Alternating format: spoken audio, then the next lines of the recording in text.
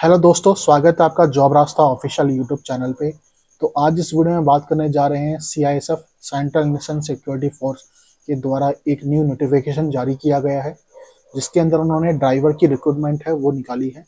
तो इस वीडियो में हम देखने वाले हैं कब से फॉर्म स्टार्ट होने वाले हैं और कब तक आप उसको अप्लाई कर सकते हैं, क्या क्या रिक्वायरमेंट है और कितनी पोस्टें निकाली गई हैं, वो सब इस वीडियो में हम देखने वाले हैं।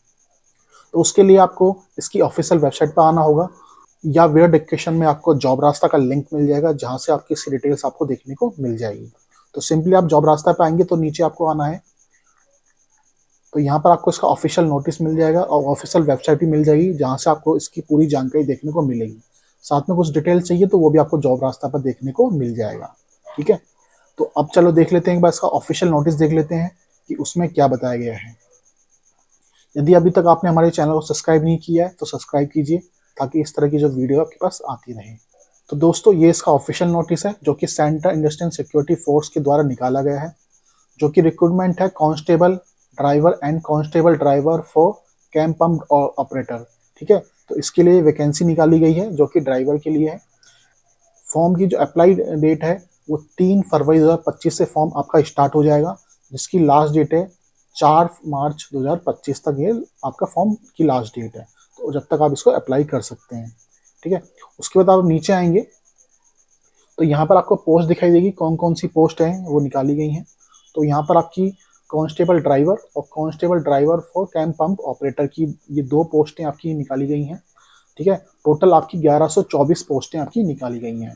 यदि कांस्टेबल ड्राइवर की बात करें जो कि डायरेक्ट है आपकी, उसमें 845 पोस्टें हैं आपकी।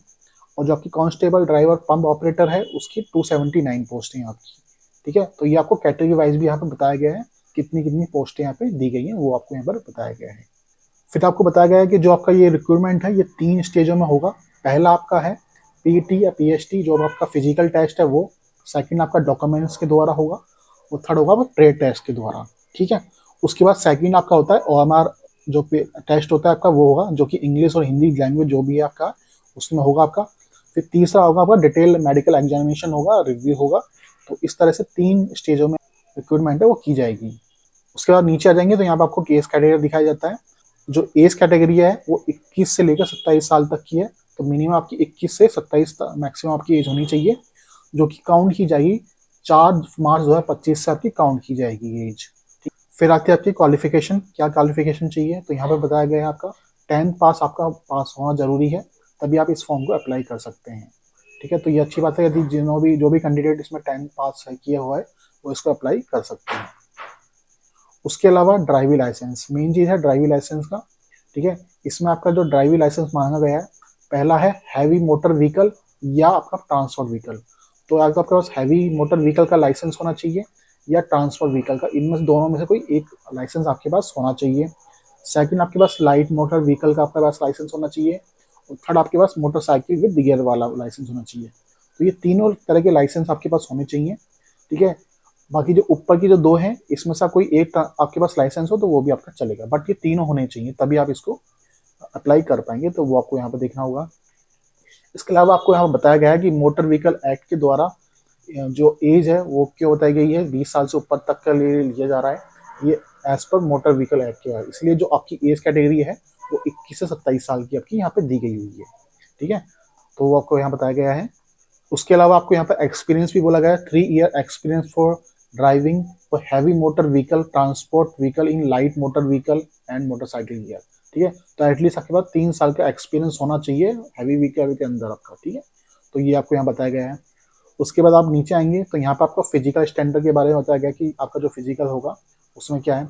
यदि आप जनरल या ईडब्ल्यूएस एससी ओबीसी कैंडिडेट हैं तो आपका जो हाइट है 167 सेंटीमीटर होना चाहिए और जो चेस्ट है वो 80 सेंटीमीटर का होना चाहिए। और फुलाव के बाद आपका 5 का आपका फुलाव होना चाहिए, तो 80 से 85 आपका फुलाव होना चाहिए। ठीक है, उसके अलावा आप यदि कुछ बैकवर्ड एरिया से आते हैं तो आपको कुछ वो मिल जाता है आपको, तो वो आप यहाँ देख सकते हैं। फिर उसके बाद आपका how to apply.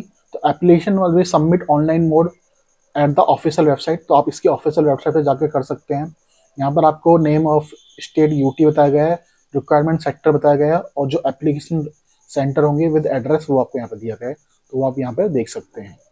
Closing date आपको मैंने बताई थी 4 मार्च 2025 को इसकी लास्ट डेट है, अप्लाई लास्ट डेट है फॉर्म भरने की। एप्लीकेशन फीस यहाँ बताई गई है, application fees is 100 rupees for UR EWS और OBC कैंडिडेट, ठीक है। और जो SC ST है और ये सब है उनके लिए कोई पेमेंट फीस नहीं है।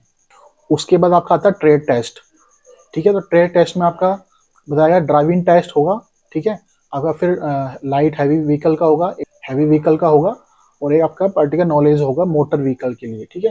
तो टोटल आपके ये 50 मार्क्स का होगा, ये भी 50 मार्क्स का होगा, 30 मार्क्स होगा। तो उसमें आपका क्वालिटी मार्क्स है वो 25 आने चाहिए, ठीक है। हैवी मोटर्स में आपका व्हीकल में आपका 25 आना चाहिए, और जो नॉलेज वाले उसमें आपका 15 आना चाहिए। तो ये आपके क्वालिटी मार्क्स होने चाहिए, तभी आप इसमें क्वालिफाई कर पाएंगे। फिर आपके उसके बाद रिटर्न एग्जाम होगा आपका, तो वो आपको बताया गया है यहाँ पे, जो कि 100 मार्क्स का होगा, जिसमें आपकी ये सब्जेक्ट से रिलेटेड आपके 5 सेशन में ये डिवाइड किया गया है। तो इन 5 सेशन के रिलेटेड आपके ये आएंगे। टोटल आपका 100 मार्क्स का होगा, तो मैक्सिमम मार्क्स आपके 100 है, 120 मिनट मतलब तो आपका ये टेस्ट किया जाएगा।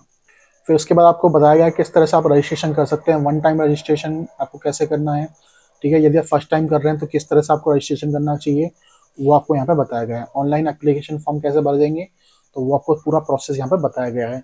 तो एक बार आप नोटिस डालकर इसको पढ़ सकते हैं। तो इस नोटिफिकेशन में इतनी ही चीज़ें हैं जो मैंने आपको बता दी, ठीक है। बाकी चीज़ें आप एक बार नोटिस खोल के एक बार देख सकते हैं यदि आपको कुछ समझ में नहीं आया हो, ठीक है। बाकी आपको ये वीडियो हमारी अच्छी लगी हो तो प्लीज़ चैनल को सब्सक्राइब कीजिए, और मैं आपसे मिलता हूँ नेक्स्ट वीडियो में। धन्यवाद।